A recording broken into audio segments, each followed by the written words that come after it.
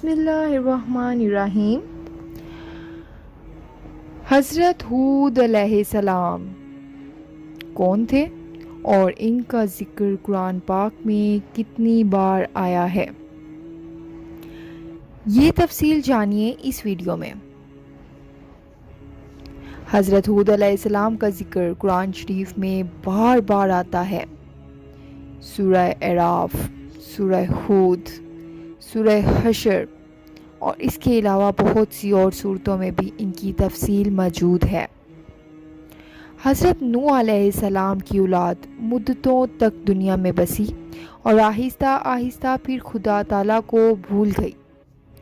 شیطان نے پھر ان کو بہکا کر بتوں کی پوجا پر لگا دیا۔ خداوند تعالیٰ جو اپنے بندوں پر بڑا رحم کرنے والا ہے، اس نے پھر حضرت ہود علیہ السلام کو اپنا پیغمبر بنا کر ان لوگوں کے پاس بھیجا، اور انہوں نے اپنی قوم سے جو عاد کہلاتی تھی کہا کہ تم خدا ہی کی عبادت کرو، اس کے سوا تمہارا کوئی معبود نہیں ہے۔ میں تم سے اس واعظ و نصیحت کے بدلے کوئی مزدوری یا اجرت نہیں مانگتا، مجھے اس کا بدلہ تو وہ دے گا جس نے مجھے پیدا کیا ہے۔ اور اے میری قوم، تم اپنے رب سے بخشش مانگو اور اس سے توبہ کرو، وہ تمہارے لیے میਂہ برسائے گا جس سے تمہارے کھیت اور باغات اچھے ہوں گے اور تمہاری طاقت بہت بڑھا دے گا۔ وہ بولے کہ اے ہود، ہم تمہارے کہنے سے اپنے بتوں کو نہیں چھوڑ سکتے، تم کوئی نشانی دکھاؤ، ہم تو یہ سمجھتے ہیں کہ ہمارے بتوں میں سے کسی نے تم پر عذاب کر دیا ہے اور تم دیوانے ہو گئے ہو۔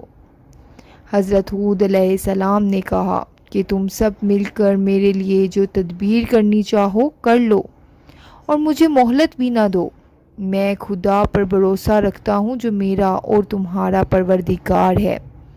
میرے ہاتھ اللہ تعالیٰ نے تمہیں جو پیغام بھیجا تھا وہ میں نے تمہیں پہنچا دیا۔ اگر تم میرا کہنا نہ مانو گے تو اللہ پاک تمہاری جگہ اور لوگوں کو بسا دے گا اور تم خداوند تعالیٰ کا کچھ نقصان نہیں کر سکتے۔ اس پر ان کی قوم نے کہا کہ روز تو ہمیں خدا کے عذاب سے ڈراتا ہے، جا اپنے اللہ سے کہہ کہ ہم پر عذاب نازل کر دیں اور اس میں ہرگز دیر نہ کریں۔ حضرت ہود علیہ السلام پر جو ایمان لائے تھے وہ غریب اور کمزور تھے، اور جو کافر تھے وہ مالدار اور سردار تھے۔ ان سب نے حضرت ہود علیہ السلام کا مذاق اڑایا۔ آسمان پر ایک بادل نمودار ہوا جسے دیکھ کر یہ سمجھے کہ بارش ہونے والی ہے۔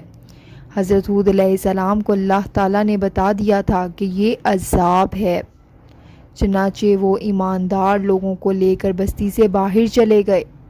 اس بادل کے بعد آندھی آئی جو 8 دن اور 7 رات تک متواتر چلتی رہی، یہاں تک کہ سب کافر مر گئے اور نیست و نابود ہو گئے، اور اس طرح ایک بار پھر اللہ تعالیٰ کی زمین کافروں اور مشرکوں سے خالی ہو گئی۔